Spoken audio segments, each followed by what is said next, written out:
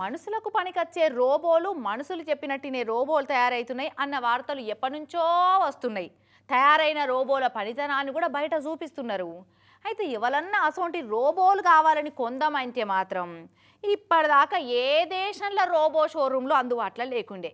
ఇక మొన్నటితోటి ఆ లోటు తీరినట్టే చైనాలో రోబో షోరూమ్ ఓపెనింగ్ అయిందట.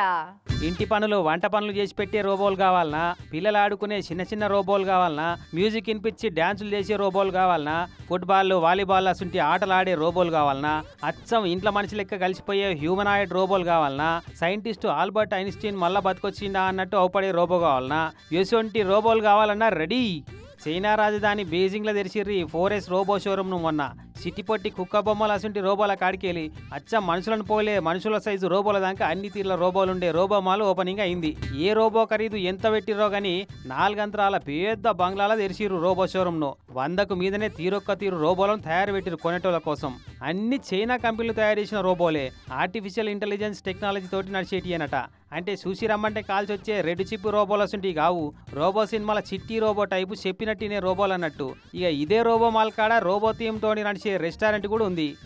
ఈ రెస్టారెంట్లో బట్లర్ కాడికెళ్ళి క్యాషియర్ దాకా మొత్తం రోబోలేనట, మనుషులే ఉండరట.